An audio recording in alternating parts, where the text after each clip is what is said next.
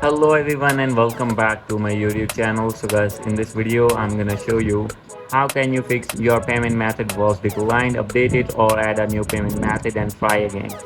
So guys, when you have added any payment method on your Apple ID, an iPhone or iPad and facing this type of issue again and again, I'll help you how can you fix this problem.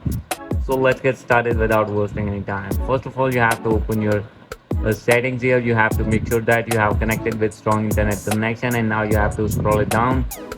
So guys, from here you have to open general tab and click on here is the option that is VPN and device management. From here you have to disconnect your VPN if connected, and now you have to go back.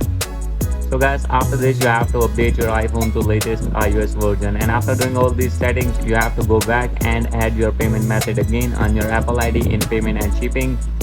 And guys, your problem will be fixed. If still not fix your problem, then guys you need to check expiry date of your debit or credit card.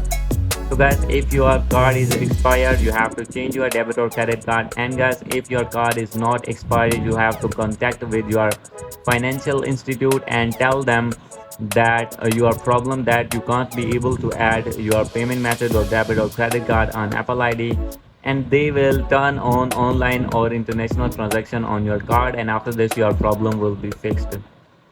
So guys, if still not fix your problem and still having this issue again and again, no need to worry. You have to open an internet browser here, and here you need to search support.apple.com here.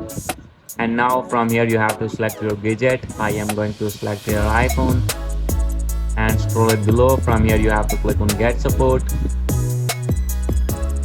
and now you have to click on here the option that is a subscription and purchases, and you have to click on update payment method and click on continue, and from here you have to click on call us. And guys, you need to call at these numbers, tell them your problem, and they will fix your problem as soon as possible.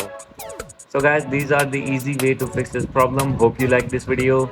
If you like this video, please do subscribe my channel. Thank you.